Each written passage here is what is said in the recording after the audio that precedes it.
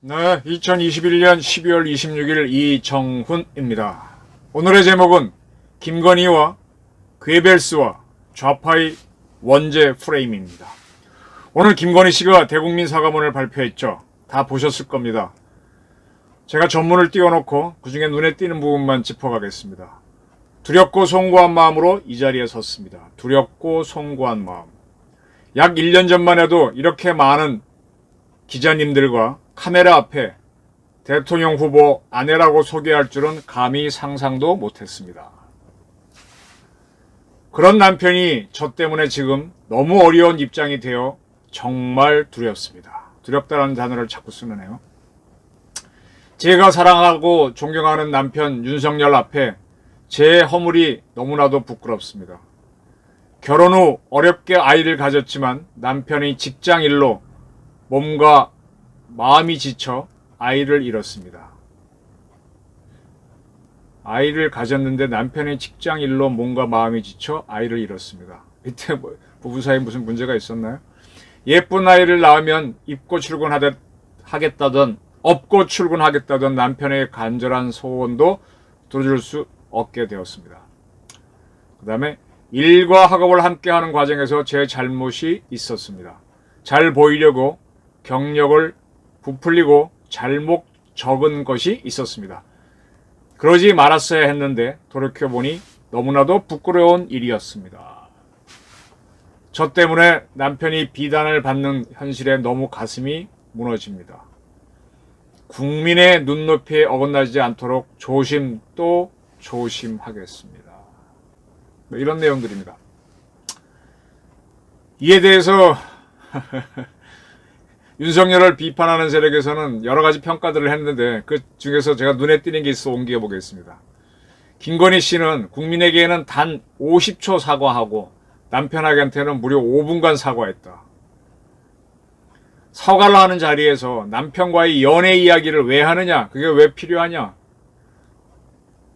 뭘 잘못했고 어떻게 반성할 것인가 빠졌다. 열린공간 TV라고 있죠. 거기에서는 아이를 유산한 것도 거짓말이라고 했는데 무슨 소리냐? 그런 등등의 비난들이 많습니다. 이런 비난 댓글이 많아지면 또 그게 여론인 줄 알고 또 글로 쏠림이 생기죠. 그런 움직임이 좀 있는 것도 같아요. 저는 김건희 씨 사과문에서 눈에 딱 띄는 게 국민의 눈높이에 어긋나지 않도록 조심 또 조심하겠습니다. 라고 한 부분입니다. 왜 그렇냐? 이 사건 때문입니다. 2003년인가요? 부안군수 김종규 씨라고 있었습니다. 부안군에 위도라고 하는 섬이 있는데 위도에 지금 경주에 가면 방패장이 있죠. 방패장을 유치해서 정부 지원금을 받아갖고 낙후한 부안을 살려보겠다라고 했던 사람입니다. 근데 그 방패장은 절대로 터지거나 어떻게 할 수가 없는데 그걸 핵폭탄으로 선동한 환경운동가하고 좌파들한테 속아서 또 그러지 않아도 의심도 있었겠죠. 부안 군민들이 내수사에 설명하러 온 김종규 군수를 집단 린치를 해서 중태에 빠뜨렸습니다. 아주 큰 사건이었죠. 이 사건으로 해서 부안 방패장 건은 취소가 됩니다. 그리고 난 다음에 다음 선거에서 부안 군민들은 김종규 씨가 출마를 했을 때 뽑아주지 않습니다. 또 4년 후에 있는 선거에서도 뽑아주지 않습니다.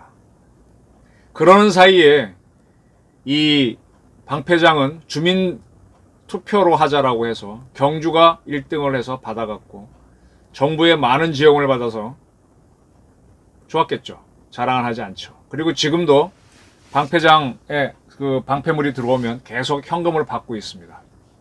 전혀 방패장 사고가 없죠.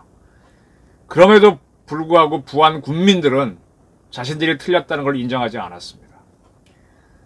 김종규 씨가 세 번째 도전을 했을 때 그때 이분이 저한테 그런 얘기를 한 적이 있어요. 비가 오는 날. 지방선거는 6월 달에 하죠. 자기는 참 자기를 이해 못해주는 국민들이 야속했답니다. 근데 그 마음까지도 내려놓고 이게 이분이 기독교 신자인데 하나님의 뜻이겠구나 하고 내가 억울하다고 하는 게 내 오만이다. 그 마음도 내려놓고 계속 이렇게 절을 했다 그러던가요? 인사를 했다 그러던가. 그랬더니 그분을 뽑아줬답니다.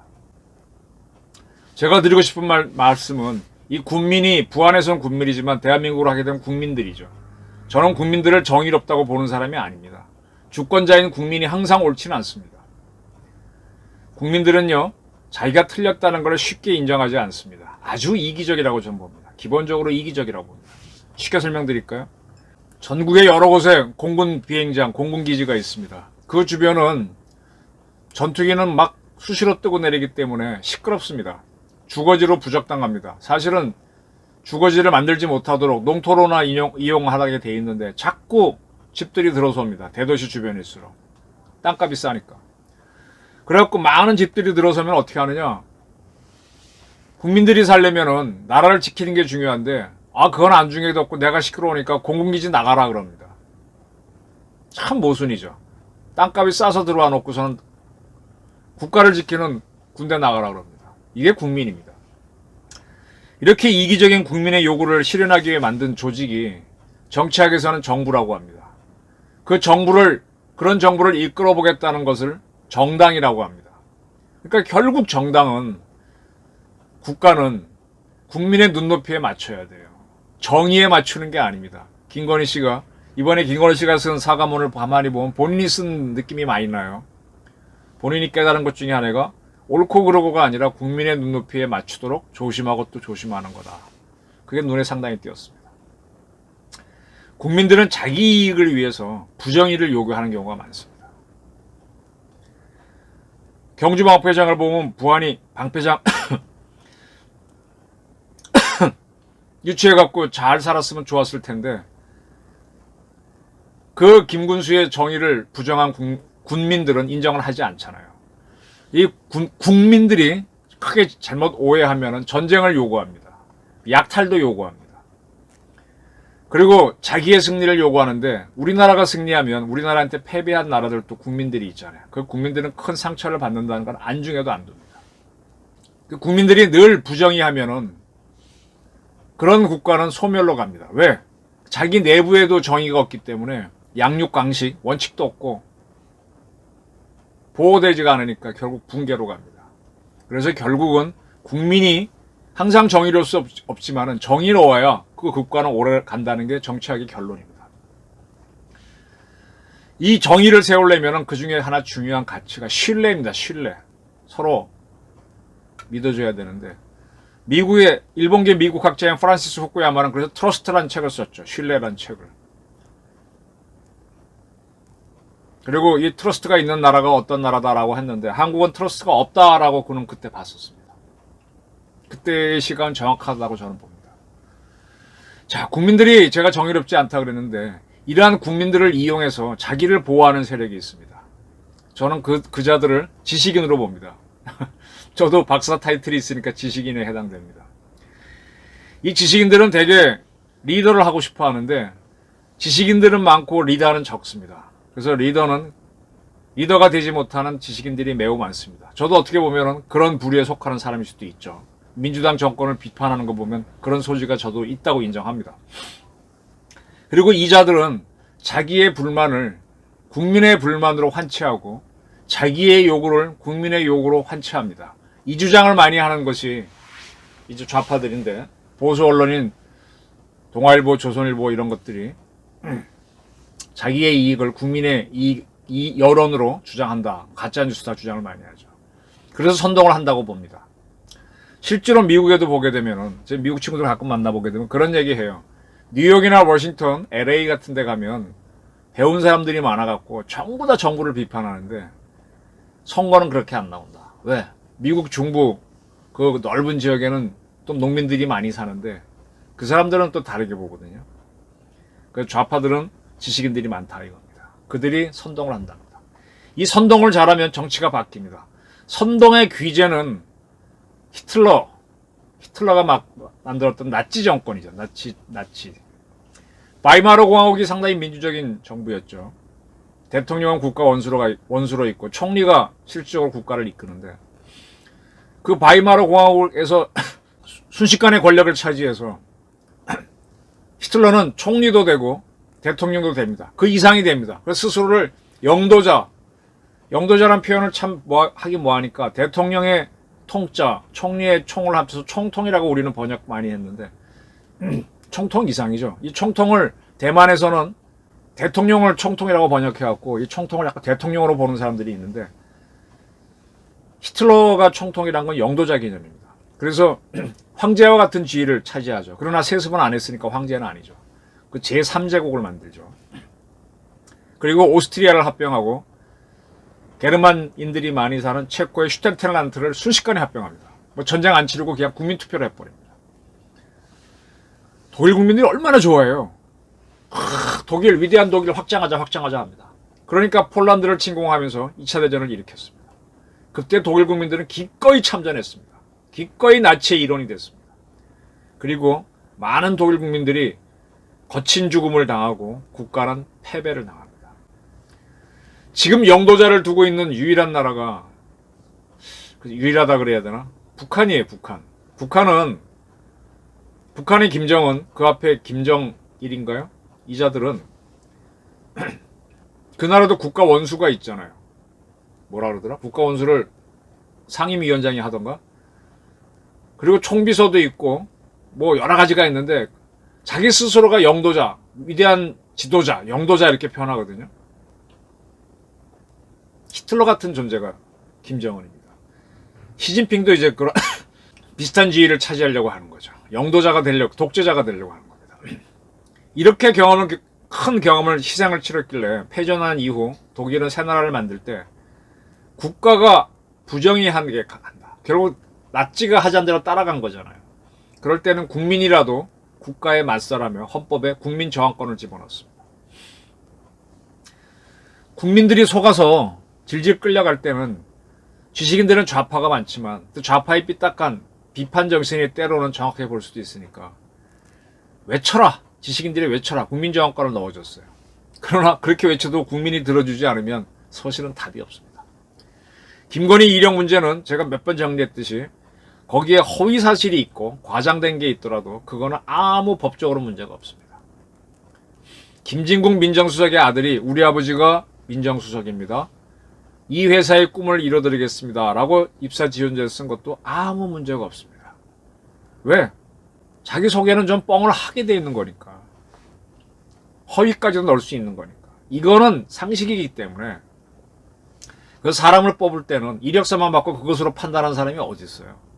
난 지금 동학 언론이 참 한심해 미치겠어. 당신들 그렇게 세상을 볼 줄 모르나? 그래서 어떡합니까? 인사 담당자는. 당신이 쓴 이력서가 사실인지 보기 위해서 졸업증명서, 심지어는 성적증명서까지 요구하잖아요. 또 어디 회사 근무했다는 걸 알아보기 위해서 경력증명서 내라 그러지 않습니까? 그게 위조가 됐다면 그 학교나 그 기관에 물어야죠. 또 본인이 위조했다면 그걸 밝혀서 그걸 따져야죠. 그건 하나도 하지 않고 이력서에 쓴 거 갖고 무슨 시비를 걸어. 자기들도 다 그렇게 이력서 쓰고 직장 구하고 학교 갔으면서. 우리 대학 갈 때, 우리 고등학교 갈 때, 저도 연합고사 보고, 예비고사 보고, 뭐 본고사도 한번 봤습니다. 그때는 뭐 별다른 이력이 없고 하지만 내 학력 다 썼잖아요. 어느 국민학교 졸업, 어느 중학교 졸업, 대학 갈 때는 고등학교 졸업. 그게 무슨 영향 끼쳐요? 그때 시험 볼 때 시험 점수로 딱 끝나는 거지. 네? 입사 시험도 시험 점수로 끝나는 거지. 플러스 면접하면 면접 점수가 들어가는 거고. 그 다음에 성적 증명을 봐서 보겠다면 그게 참고가 되는 거지. 이력서에 쓴 사람이 뭐가 그렇게 중요하냐고요. 참 웃기는 짜장들이 웃기는 주장을 해서 국민들을 속였습니다. 국민의힘도 처음엔 이걸 알았겠죠. 그래서 악의적인 가짜뉴스, 지나친 검증이다라고 떠들었지만 더불어민주당이 야당판 내로남불 이렇게 원죄 프레임 씌우자 오히려 겁을 먹어버립니다. 참 나약한 당이에요. 윤석열이 공정하지 않다. 이런 티끌 찾아서 더 떠드니까 깨갱하면서 겁장이 못 들어갔죠. 큰 부정에 맞서 싸우려는 용기가, 의지가 없었던 거죠. 그래서 거꾸로 윤석열을 설득해서 이렇게 가게 한 거죠.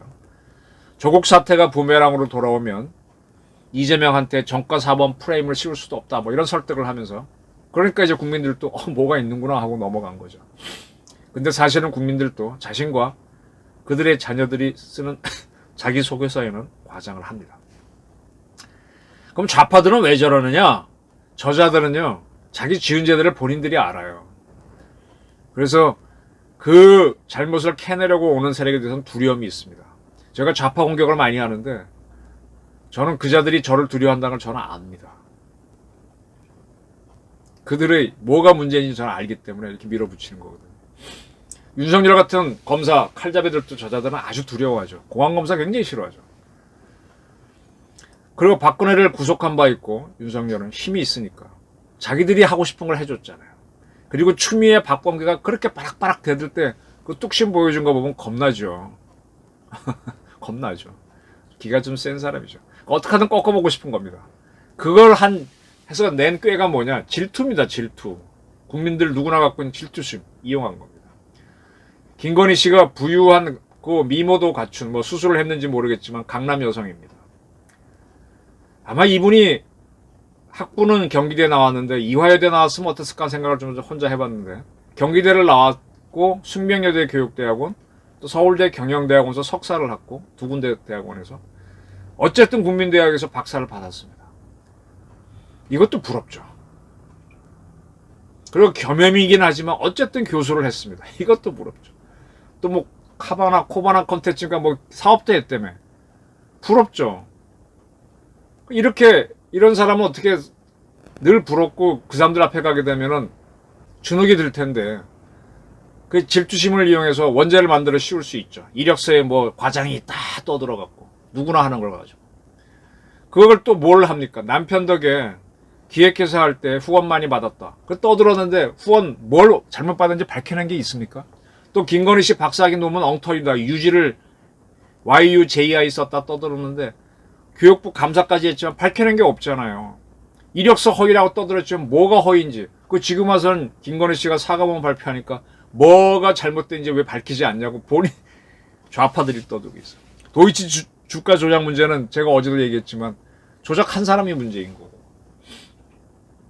이렇게 원죄 프레임을 씌우니까 김건희 씨도 지난 15일 날 사실관계를 떠나 국민들에게 불편함과 피로감을 줄 수 있어 사과드린다. 이건 객관적으로 얘기한 거죠. 그렇게 했었고 윤석열 씨도 결국 같은 얘기예요. 국민들 눈높이에 맞추겠다는 겁니다. 국민들 기대에 맞춰 저희가 송거한 마음을 갖는 것은 맞는 태도라고 생각한다. 참 이 윤석열 씨가 법학을 하니까 저보다가도 오히려 더 정치학 이론을 더 정교하게 하는 게 법학 이론이잖아요. 그런 걸 얘기하는 것 같아요. 대선 후보의 부인이더라도 결혼 전에 한 거더라도 국민의 높은 기준을 갖고 바라봤을 때 미흡하다고 보는 게 있으면 송구한 마음을 갖겠다는 뜻이다. 네, 국민 눈높이에 맞추겠다. 이런 얘기를 쭉 했습니다. 뭐 할 수 없죠. 주권자가 그러니까. 아무리 옳은 정의를 내세워도 국민들이 안 뽑아주면 그만 아닙니까? 근데 이걸 이제 좌파들이 그때 조롱을 하고 들어가더라고요. 옛날 노무현 씨가 그 장인이 권 여사의 아버지께서 좌익 활동을 한 게 있었죠. 그게 문제가 됐을 때 노무현 씨가 나와갖고 그러면 아내를 버리란 말입니까? 이렇게 해서 이제 빠져나왔다. 그것처럼 해봐라 이렇게 놀리는 거죠. 자기들은 빠져나왔으니까 조롱한 거죠. 자, 이러한 좌파들의 행동을 보면서 저는 딱 떠오르는 게 괴벨스입니다. 괴벨스 어록 인터넷 탁 쳐보시면 많은 게 나옵니다. 거짓말도 1000번 말하면 진실이 된다. 99개의 거짓과 1개의 진실을 배합한 것이 100% 거짓보다 큰 효과를 낸다. 이게 콜라보 이론이죠. 작은 거짓말보다 큰 거짓말에 대중은 더 잘 속아 넘어간다. 승리한 자는 진실을 말했느냐 따위를 추궁당하지 않는다. 내 정당이 대선에서 이기면 내가 정가사범이고 내 생질이 살인자고 내 아들이 도박을 해도 아무도 시비를 걸지 않는다. 언론과 방송은 정부의 손바닥 안에 있는 피아노가 되어야 된다. 지금 사실 많은 언론이 이렇게 되고 있죠. 그래서 유튜브에 나와서 떠드는 기자들이 제법 있는 건 그런 것 때문이죠. 이거 중요한 말입니다. 거리를 정복하면 군중을 장악할 수 있고 군중을 장악하면 국가를 장악할 수 있다. 계속 좌파들은 이런 주장을 할 때마다 어떤 시민단체라고 하는 사람들이 나와서 거리에서 떠들고 현수막을 내걸고 고발을 합니다. 자꾸 거리를 장악합니다. 대중에게는 생각이라는 것 자체가 존재하지 않는다. 그들이 말하는 생각이란 다른 사람들이 한 말을 그대로 반복하는 것일 뿐이다. 네, 국민들의 실상을 확 찌르고 있죠. 대중의 감성과 본능을 자각하라. 분노와 증오는 대중을 흥분시키는 가장 큰 힘이다. 괴벨스가 아주 많은 걸 발견했죠. 유명한 말입니다. 선동은 문장 한 줄로도 가능하지만 그에 대한 반박은 수많은 문서와 증거가 필요하다. 네, 김건희 이력 엉터리다. 딱 떠두고 난다면 그것을 아니다라고 하려니 구질구질한 설명이 많아지죠. 그리고 그것을 반박하려고 할 때면 사람들은 이미 선동당해서 관심도 없다. 괴벨스가 아주 딱 꿰뚫어 봤습니다. 공포는 사람을 겸손하게 만든다.